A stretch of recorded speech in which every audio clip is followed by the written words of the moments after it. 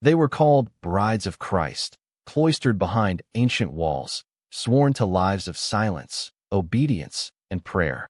But beneath the hymns and candlelight, beneath the icon-covered walls and pious vows, hid something darker, much darker.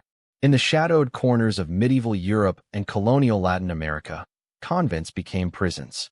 Not for criminals, but for daughters, locked away by families eager to erase scandals, control inheritance, or hide pregnancies. Some were barely teenagers. Many never saw the outside world again. And behind those sacred doors, sins festered. Secret affairs with priests, hidden childbirths, newborns buried in the garden under statues of saints, torture passed off as penance. And if you dared to speak out, you disappeared. This is not a tale of holy devotion. This is a true story of confinement, corruption, and crimes wrapped in the veil of faith. Of women who vanished behind walls meant to protect their souls, but became their tombs instead. And in one convent, the ground still gives up its secrets. Welcome to the forgotten world of the Walled Nuns. What was buried inside these convents was never meant to be uncovered. But it's time to open the gates. The convent walls were high, imposing, cold. They weren't designed to keep danger out. They were built to keep girls in. By the 15th century, and long into the 19th, thousands of young women across Europe and Latin America disappeared behind monastery gates, not of their own will, but by family decree. In an era obsessed with piety and reputation, noblemen and commoners alike turned to the church as a dumping ground for inconvenient daughters. Sometimes it was to avoid the cost of a dowry. Sometimes it was to bury a scandal. But always, it was permanent. They called it a calling. But for many, it was a sentence. Some girls were as young as 7. Others were teenagers, just beginning to understand their own bodies and minds. They were escorted into cloisters and ceremonial processions, dressed in white, like brides. But once the iron gates shut, their identities were stripped away. Their names were changed. Their hair was cut. Their voices silenced. They weren't allowed to speak freely again. In some orders, they were only permitted to talk during designated hours. In others, they took a vow of perpetual silence. The rules varied by region and order, but one truth was consistent. The outside world no longer existed. Inside, life was regulated by bells. Prayer, chores, confession, sleep, repeat, day after day, year after year, decade after decade. To the world, these convents were sanctuaries, spiritual havens of holiness and moral purity. But that was a carefully curated image, maintained by church officials and wealthy patrons who funded the walls that imprisoned these women. In reality, the system was terrifyingly efficient at breaking the will. Young nuns were often assigned a madrina or spiritual mother, whose job was to monitor and discipline them. Harshly, disobedience meant public shaming, isolation, even corporal punishment. There were no windows to the world, only icons of suffering, paintings of martyred saints bleeding in silence, crucifixes that stared down from the ceiling while the walls echoed with weeping. The new initiates were told to be grateful. To suffer was to be closer to Christ. To obey was salvation. To complain was sin. And so they obeyed. But not all of them had entered sinless. And not all had arrived willingly. Some girls were victims of assault. Others were pregnant. A few were sent away because of flirtations with the wrong suitor, or worse, because of rumors of unnatural inclinations. The convent became both punishment and cover-up. And once inside, escape was nearly impossible. Those who tried were branded heretics, often drugged, and placed in isolation cells. Some were chained to walls for weeks. Others were buried alive in punishment chambers, bricked into darkness with only a tiny hole to pass food through. Many died of madness, some of starvation, others by deliberate neglect. The world outside saw rosary beads and chanting choirs. They never heard the scratching on stone walls, or the screams. And the church? It turned a blind eye. Convents were autonomous, answerable only to their local bishop or abbess. And many abbesses were political appointees, noble women more loyal to their family name than to the souls in their care. But cracks were already forming in the facade. Whispers began to circulate, of girls disappearing, of secret childbirths, of mass graves. The veil of silence was wearing thin. And deep within one convent in colonial Mexico, something unholy was about to happen.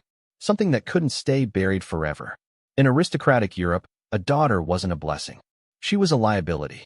She required a dowry to marry, wealth to maintain status, and constant surveillance to preserve the family name. Inheritance laws, especially primogeniture, ensured that sons inherited everything, while daughters were often reduced to bargaining chips or burdens. So what did families do with their extra girls? They sacrificed them to the church. By the 1600s, it had become common practice among the nobility to donate one or more daughters to a convent. These weren't spiritual decisions. They were economic and political strategies, moves made to consolidate wealth, avoid marital scandals, or erase potential embarrassment before it ever surfaced. The justification? Piety. The reality? Control. If a daughter showed too much independence, too much curiosity, or too much desire for life outside her father's control, she was cloistered. In Catholic Spain, France, Italy, and across the colonies of the New World, girls were sent to convents under the guise of religious calling.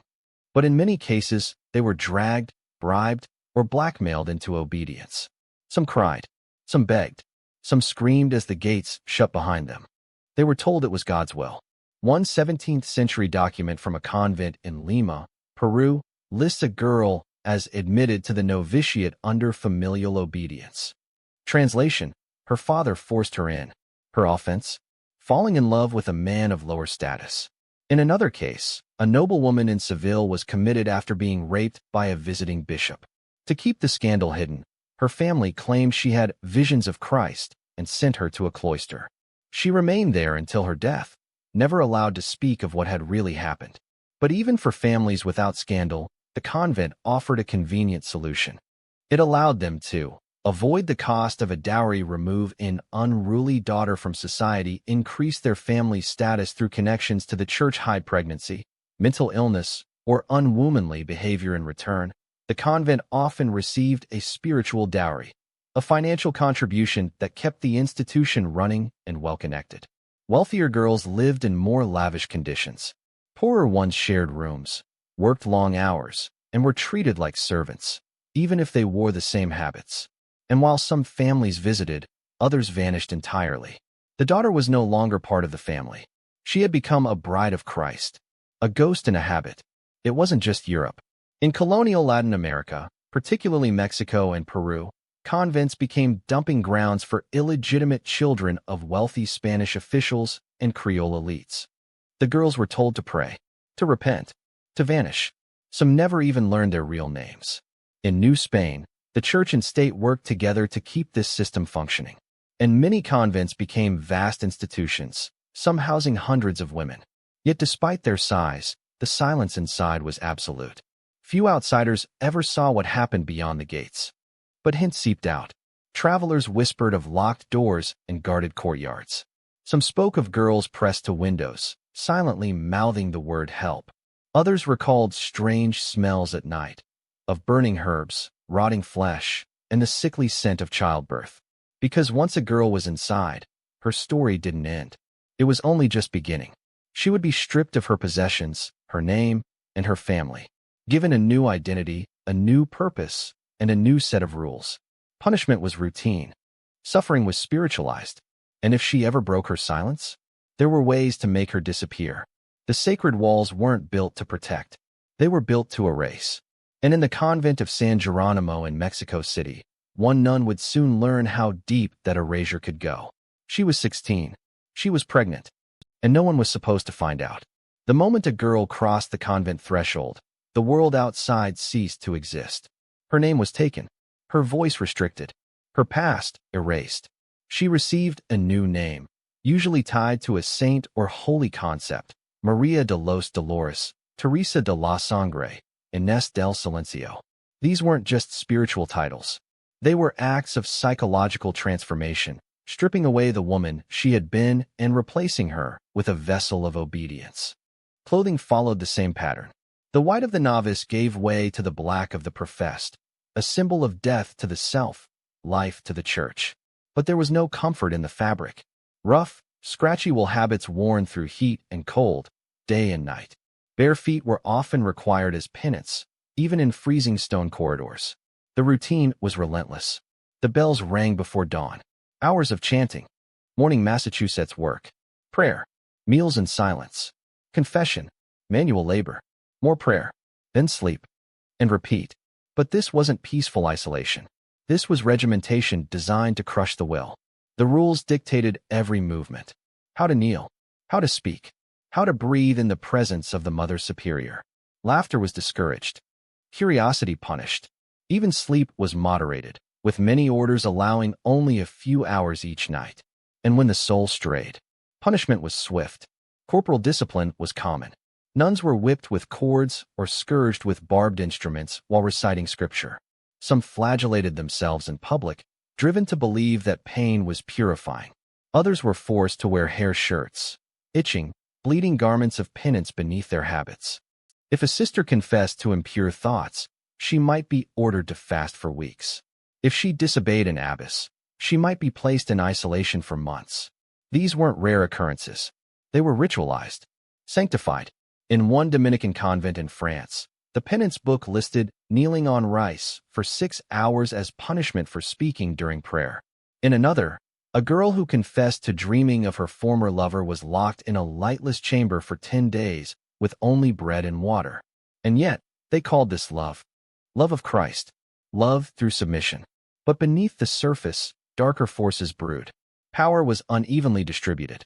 Abbesses, especially those from noble backgrounds, wielded near-total control over their convents. They chose who received favor, who received punishment, and who remained in the shadows. There were favorites. There were enemies. There were secrets. And not all suffering was spiritual. Reports from colonial convents in Mexico, Lima, and Bogotá revealed disturbing patterns. Girls of mixed race or lower-class origin were routinely assigned the most grueling tasks, scrubbing latrines, laundering bloodied garments, cooking for hundreds in sweltering kitchens. They were rarely allowed to rise in rank. And if they tried, if they questioned the hierarchy or exposed abuses, they were silenced. One document from the early 1700s in New Spain records a nun beaten unconscious for accusing her confessor of improper touching. The bishop dismissed the accusation. She was later found dead, hanging from a rope in her cell. It was ruled a suicide, but no one truly believed that. Because within the walls, justice had no voice. Only ritual, only control. And for those who broke under the pressure, who snapped under the endless cycle of shame and obedience, there was no mercy. Madness was common. Hallucinations, self-harm, starvation. Yet instead of treatment, these women were proclaimed blessed, touched by God, or mystics. Some were even canonized, but others simply vanished. In the convent of Santa Clara in Oaxaca, construction workers recently uncovered a sealed room behind the chapel. Inside were human remains, a wooden bed frame, and shackles bolted to the wall. There was no record of such a room. No name. No explanation. Only silence. The kind that still clings to cold stone centuries later. And yet, in the midst of this oppression, life still found a way. Because not all the punishments were enough to suppress the most dangerous force inside those walls, desire. And in San Geronimo, that desire was about to be awakened, with consequences no prayer could undo. Desire is not so easily buried, not even beneath stone walls, holy vows, or centuries of fear. For all their discipline, the convents could not kill the body's longing. In fact, they often intensified it. Isolation, repression, silence, the perfect storm for obsession. The human soul craves connection, and in a place designed to deny the body, it became inevitable that some would rebel, secretly, dangerously, intimately. And the church knew it. That's why visits from outsiders, especially men, were strictly controlled. Most convents allowed only screened confessions, conducted through a tiny grate. No eye contact. No contact at all. But even the most fortified systems have cracks. In colonial Mexico, many convents had private confessionals accessible only by clergy. A priest could pass through an inner corridor, sometimes even staying overnight under the pretext of spiritual care. And it was during these visitations that the sacred was violated. Not all priests came to save souls. Some came to seduce. Others came to pray. Confession was a vulnerable space, where the nun was required to reveal her deepest thoughts, fears, and sins. A cunning man could manipulate that vulnerability, turn guilt into submission, twist the language of God into the language of control. The power imbalance was total, and in some cases, the result was pregnancy. In 1724, a scandal rocked the convent of Santa Catalina in Puebla. A priest was found to have fathered not one, but 3 children with a young novice.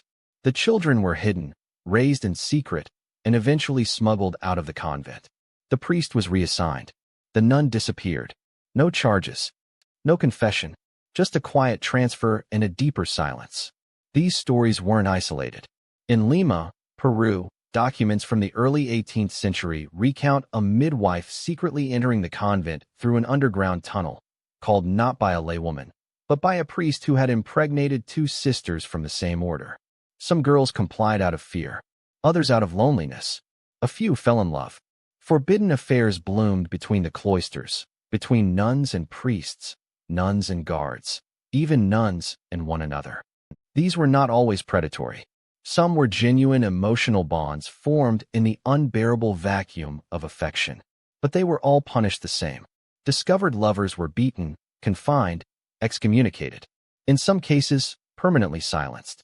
At the convent of San Geronimo in Mexico City, already infamous for its strict enclosure, rumors spread of an affair between a nun named Maria del Cielo and a visiting Jesuit. She had been cloistered since age 13. By 18, she was pregnant. Her confessor, instead of reporting the sin, attempted to hide it. The child was born in secret. But the walls whispered. Someone saw. Someone told. And within days, the newborn vanished. So did Maria. Later, a report from a visiting bishop mentioned the smell of decay near the garden shrine. The soil had been recently disturbed. But when he asked to inspect the area, the abbess refused. Said it would disturb the sanctity of the grounds. He backed down, as they always did, because the convent was sacred, because no one wanted to believe what happened inside, because to accuse the holy was to risk damnation, or worse, political ruin. And so the cycle continued. A forbidden touch, a pregnancy, a burial, a cover-up, over and over again. These were not isolated horrors. They were systemic, generational, protected by law, custom, and faith. In Spain, entire orders were eventually dissolved due to repeated scandals. In Naples, an entire convent was converted into a prison after multiple nuns confessed to years of sexual exploitation by clergy. In Argentina, investigators found decades-old journals from sisters describing their pregnancies, and the midwives brought in to dispose of the evidence. And yet, none of this stopped it. Because as long as the walls remained, so did the silence. But in San Geronimo, one nun began to write. Her name was Sor Juana Inés de la Cruz. She was a poet, a scholar, and a rebel. And though she never bore a child, she recorded the whispers, the secrets, the sins. Her writings would become legendary, but heavily censored, because some pages were too dangerous to read aloud. And buried beneath her most sacred poems, a truth was festering, a truth that would soon erupt. Because in San Geronimo, a second pregnancy would occur, and this time, there would be blood. It begins with nausea, then the missed cycles, the whispered panic, the pleading prayers that the body is wrong, that it's only a sickness, that it will pass. But it doesn't. And when a nun becomes pregnant behind the cloistered walls, there is no celebration. Only terror. Because this isn't just a scandal. It's sacrilege. For a woman who had vowed her body to God, pregnancy meant something unholy had occurred. Whether by consent, coercion, or violence, the result was the same. She had become a vessel of shame. And in the eyes of the convent, of the church, of her peers, that shame had to be erased. Quietly, permanently. In convents from Italy to Peru, records and testimonies, some written, some discovered centuries later, reveal a pattern of horrifying efficiency. Nuns who gave birth in secret were often forced to deliver alone or with the help of only 1 or 2 trusted sisters. These women were sworn to silence.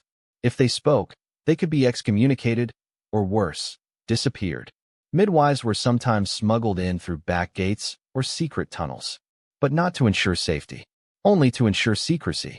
And after the child was born, it was either smuggled out to an orphanage under a false name, or it vanished. In too many cases, the infants never made it out of the cloister. They were wrapped in cloth, placed in baskets or boxes, and buried in unmarked graves, beneath chapels, behind kitchens, or under garden statues of the Virgin.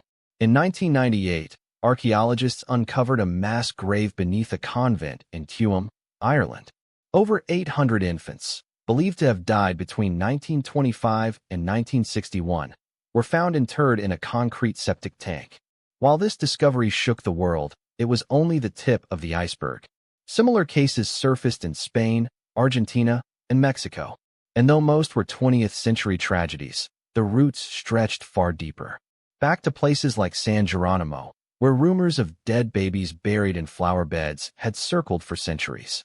There, in the late 1700s, another nun, Isabel de la Cruz, became pregnant. She was just 17. The suspected father? A visiting confessor known only as Padre M. He vanished days after her stomach began to swell. Isabel was moved into the infirmary under the pretense of illness. No one was permitted to see her. Then the bells rang. A baby's wail pierced the silence in the night. And the next day, silence again. No mention of the child. No record in the birth registry.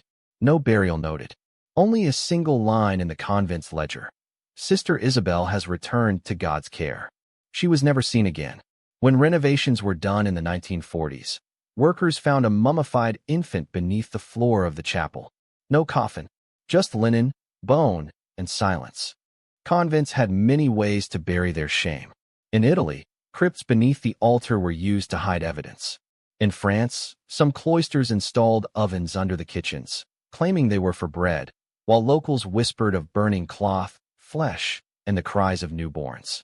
In Lima, 3 infants were found beneath the stairs of a cloistered corridor, each no more than a few days old. But who was responsible? Sometimes it was the mother, driven by fear, shame, or threat. Sometimes it was the abbess, acting on orders or preserving purity. And sometimes it was the priests themselves, cleaning up what they had created. There was no justice. There was no mourning. There were only hidden graves and guilty prayers. In rare cases, a nun survived both childbirth and exposure. But even then, the punishment was severe: public penance, lifelong confinement, even physical mutilation. One case from Spain describes a woman whose tongue was removed so she could not spread unholy testimony. These weren't just acts of cruelty. They were spiritual executions. Because to the church, these women had committed the unthinkable, not just a violation of celibacy, but a challenge to its absolute control. And so their children, innocent, voiceless, were buried with them. Yet not all stayed buried. In recent decades, excavation teams and forensic experts have begun uncovering the evidence long denied. Tiny bones, shreds of linen, rosary beads beside infant skulls. Each discovery confirms the whispered horror that historians, for centuries, could only speculate about. And still, the church rarely comments. The files are locked, the names redacted, the shame eternal.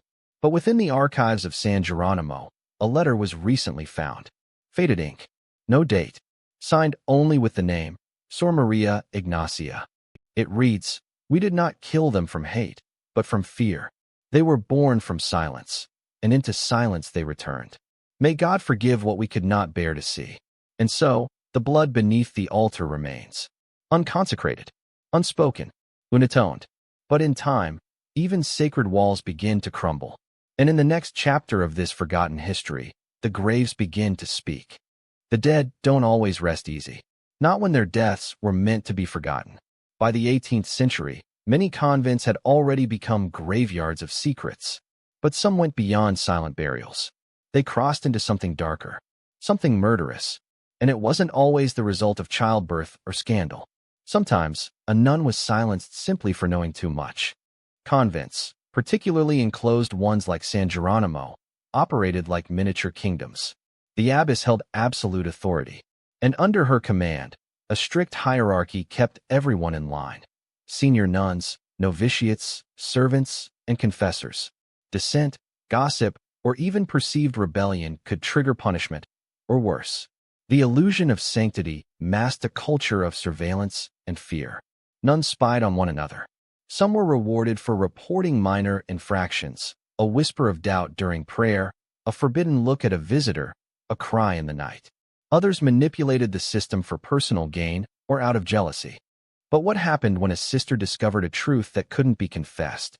A pregnancy covered up, an abuse by a priest, a burial that should never have happened. She became a liability.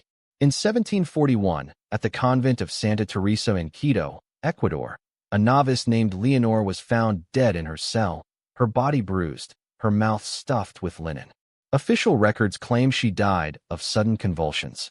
But a secret letter found decades later in the Vatican archive described a necessary silence administered by senior sisters to preserve the peace. It was signed by a bishop. Another case, in Naples, details a nun burned alive in the laundry room after she accused her confessor of rape. The incident was ruled an accident caused by candlelight. But a fellow nun, years later on her deathbed, claimed the girl had been held down, doused in oil, and lit in the name of justice. No charges were ever brought, because these weren't just crimes. They were holy executions, murders disguised as discipline, and they were always covered up by ritual, a false death certificate, a private mass, a quiet burial beneath the chapel floor. Even in death, the women were denied truth. In San Geronimo, oral legends passed through generations of workers tell of a sealed chamber beneath the sacristy, a room with no door, only a bricked wall. During restoration work in the early 1900s, laborers unearthed partial remains behind that wall. No coffin, no cross, just bones and a rusted chain. The church halted the excavation within hours. No records were updated, no statement given. The wall was rebuilt, but the whispers only grew. Who were these women? Why were they killed? And why was the church so desperate to keep them buried? Because the murders weren't random. They followed a pattern: nuns who disobeyed, nuns who resisted, nuns who knew too much. One journal, recovered from the archives of a Carmelite convent in northern Spain, contains chilling entries from a sister known only as Lucia. She cried out at night. The blood would not stop. The abbess said she was possessed. We never saw her again. Only the floor scrubbed with ash and wine. I told them what Father did to her. I was beaten, locked in the vault for 6 days. I've not spoken since. Tomorrow, it is my turn. They say I am disobedient. May the Lord receive my soul, for they will not leave my body whole. Lucia's name appears in no burial registry. In some cases, these so-called executions were seen as acts of divine justice, ritualized punishment for betrayal of vows. Especially in deeply conservative orders, spiritual death was a concept embraced by leaders. The idea that sin could be purged through pain, confinement, or actual death. And while rare, there are documented cases of nuns being buried alive. In the early 1600s, a traveler from France recorded a conversation with a former convent servant in Toledo. The woman claimed to have once passed food through a brick wall to a sinful sister entombed there. The nun was still alive, barely.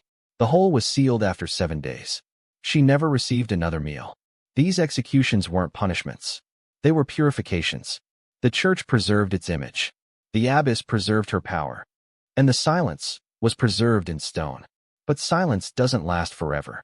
In the 1990s, ground-penetrating radar revealed dozens of anomalies beneath the floor of San Geronimo's refectory, some too small to be adult graves. Others spaced just wide enough for multiple bodies, side by side. The church denied further excavation. To this day, no explanation has been given.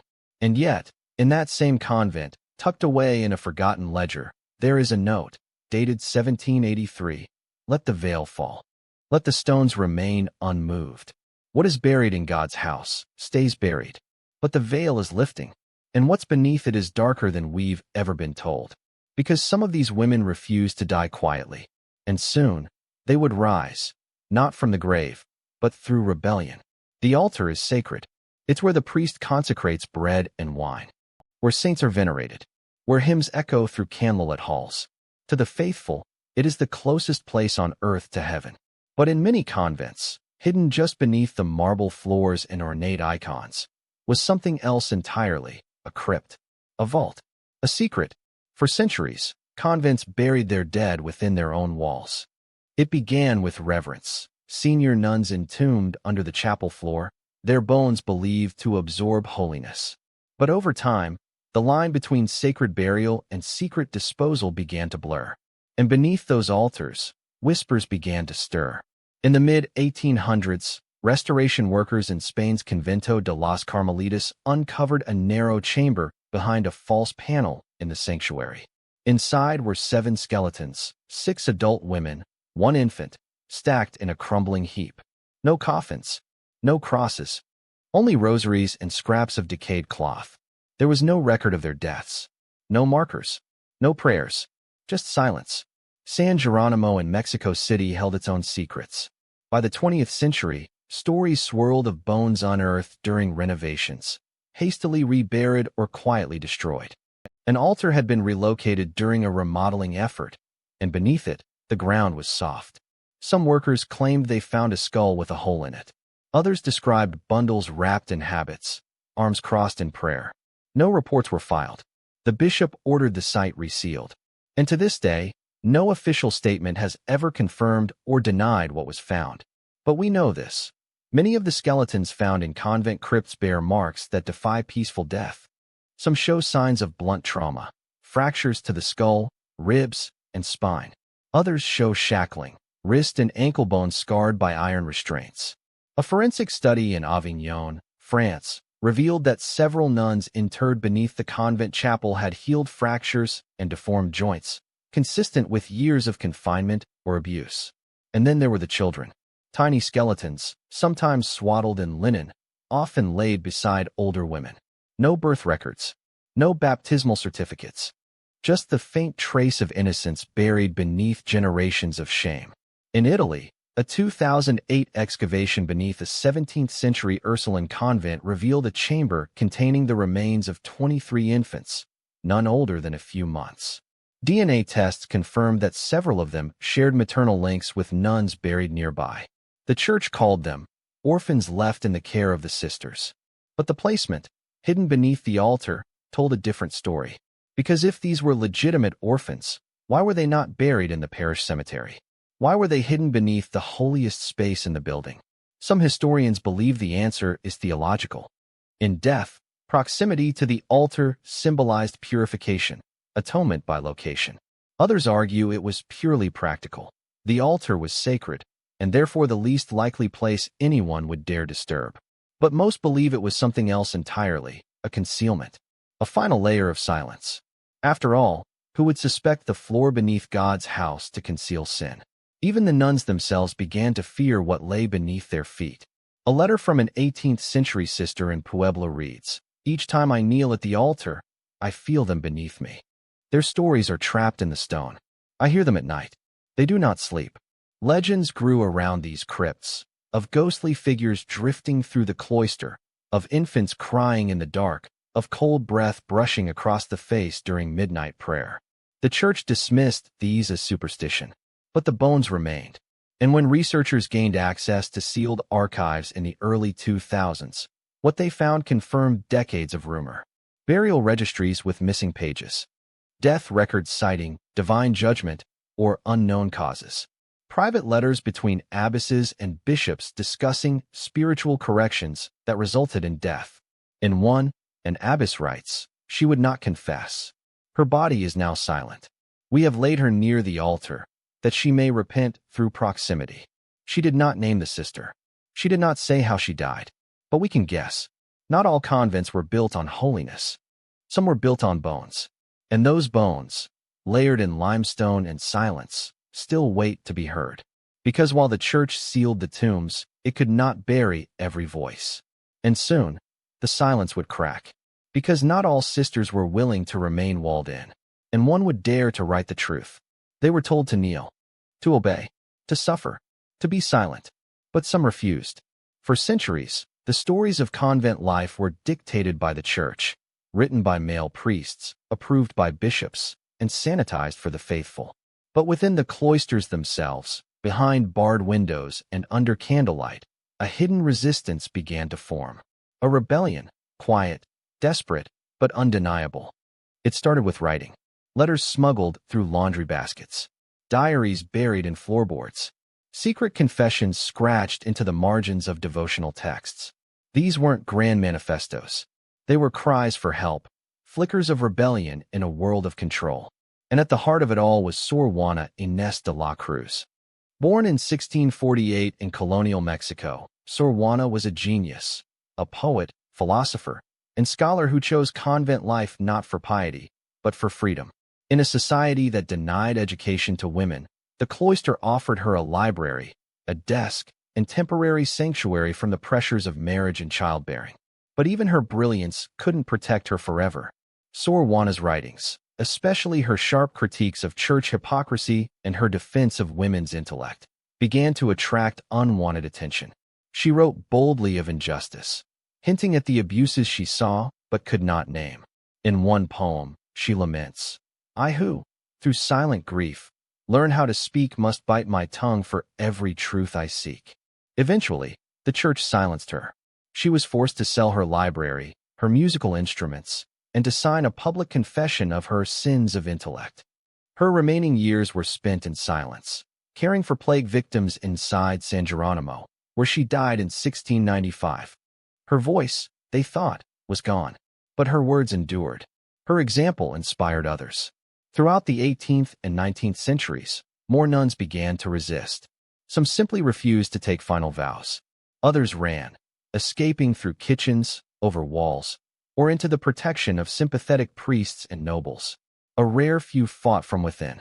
In 1774, in a convent outside Valencia, a group of sisters refused to obey an abbess who had collaborated with abusive clergy. They locked her in her quarters, seized the keys to the enclosure, and wrote to the local bishop demanding reform. The bishop responded by excommunicating them all. The abbess was quietly reinstated. But the story spread, and soon, more voices joined the quiet defiance. In France, during the upheaval of the revolution, nuns refused to return to the cloister when their convents were temporarily disbanded. Some formed secular sisterhoods to care for the poor outside church control. Others exposed long-held secrets, records of buried infants, lists of missing novices, journals detailing years of abuse. The church called it heresy, but the world was changing.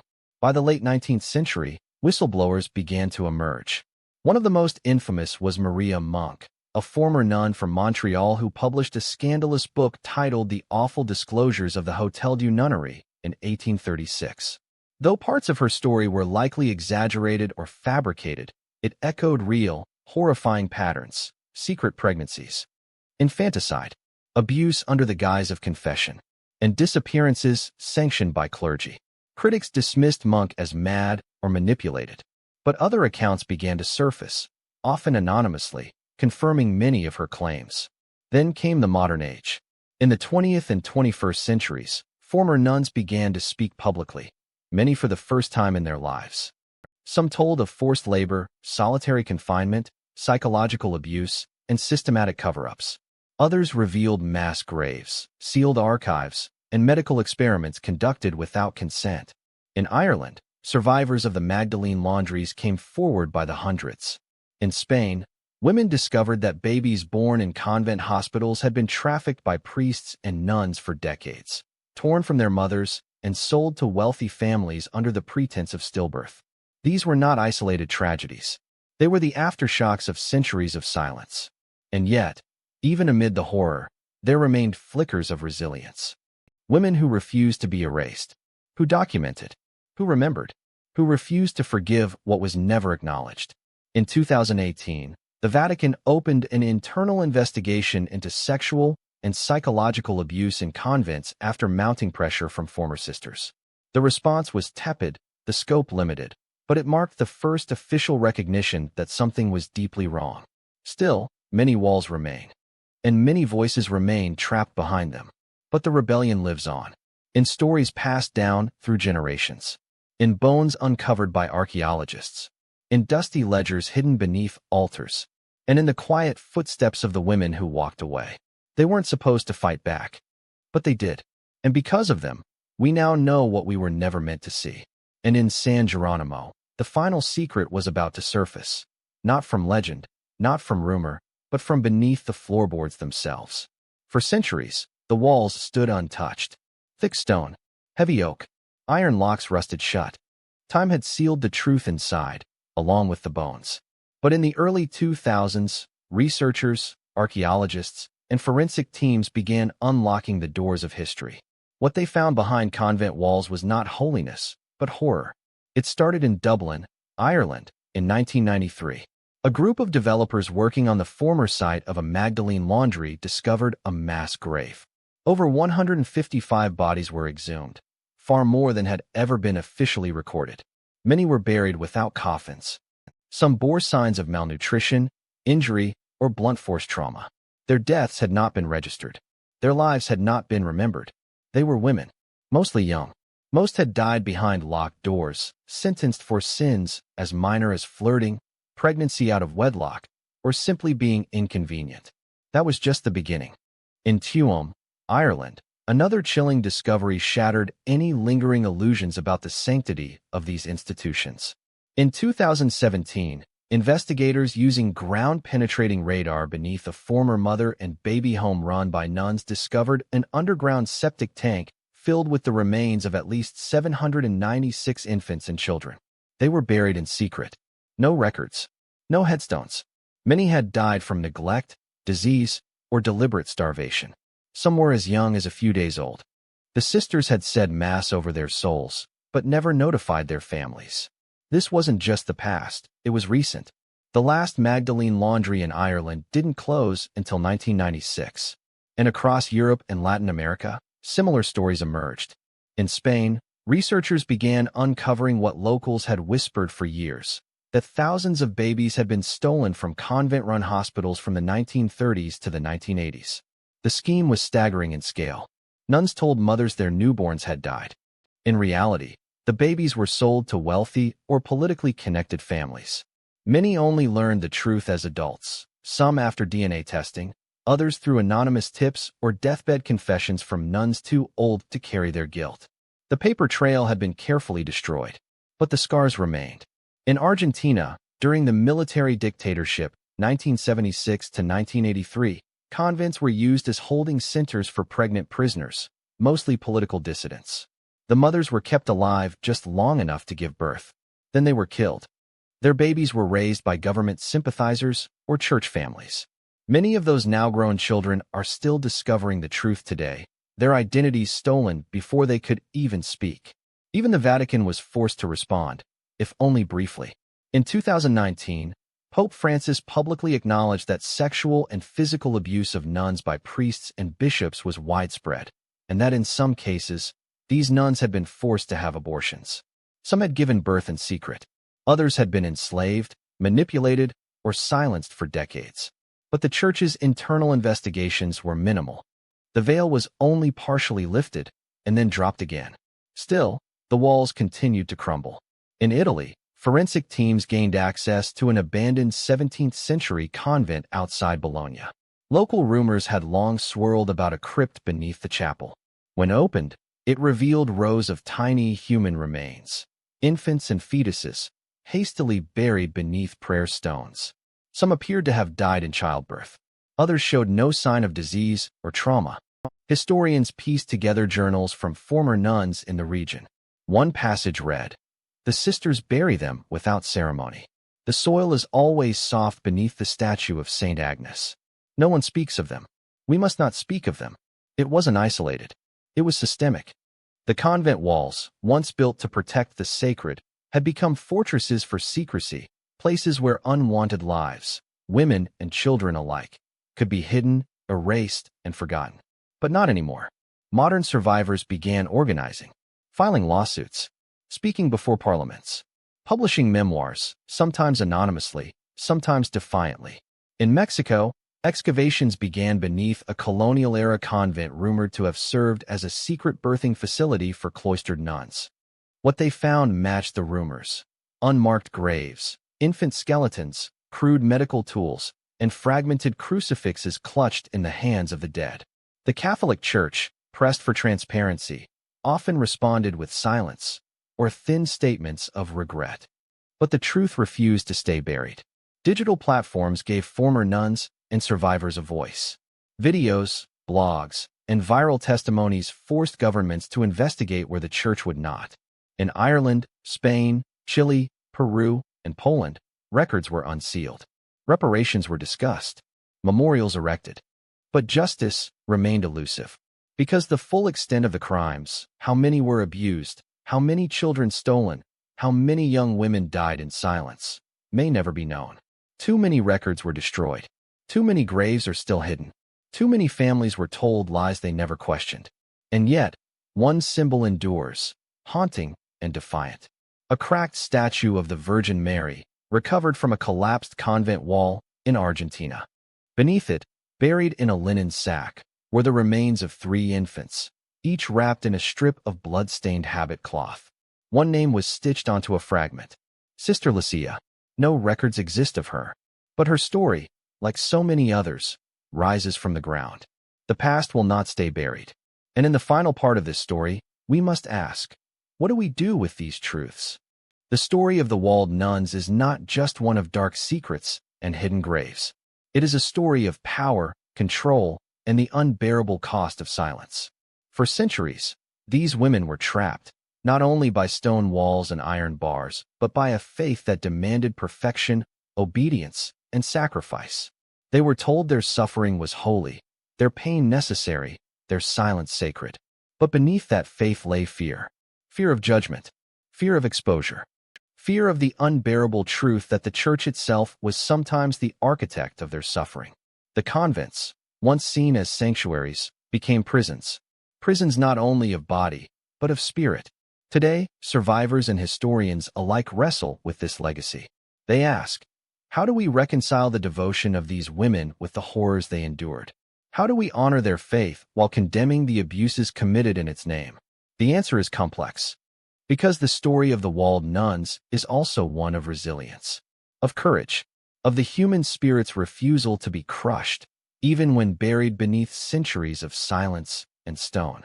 The voices that emerge now, from memoirs, archaeology, and testimony, demand that we confront the darkest chapters of religious history without turning away. They remind us that faith, when wielded as a tool of control, can become a weapon, that institutions, no matter how holy, must be held accountable, and that the silent graves beneath convent floors are not just relics of the past, they are warnings for the future. For every story of secret births, hidden graves, and holy executions, there are survivors who escaped, who rebelled, who fought back, and who insist we remember. Their legacy is a call to listen, to learn, to never forget. Because behind every stone wall, there was a woman. Behind every vow, a story. Behind every silence, a truth waiting to be told. Thank you for listening to the story of the Walled Nuns, a history cloaked in mystery, stained by tragedy, and illuminated by the courage of those who lived it. If you found this story haunting and important, please subscribe for more shocking tales from history's shadows. Leave a comment with your thoughts or questions, and share this video to help others uncover these hidden truths.